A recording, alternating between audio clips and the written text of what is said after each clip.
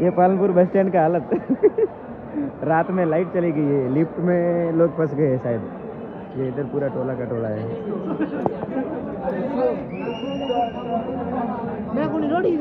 हाँ अंदर फंस गया है।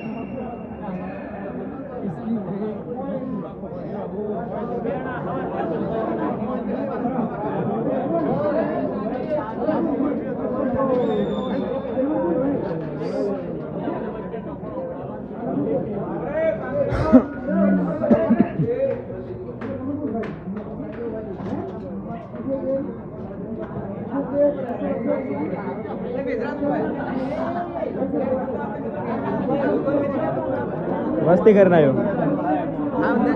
लोग दीदू ठीक है ना सर अंदर हो लोग आया देगा पटेल ने फोन करे तो ना दी ओके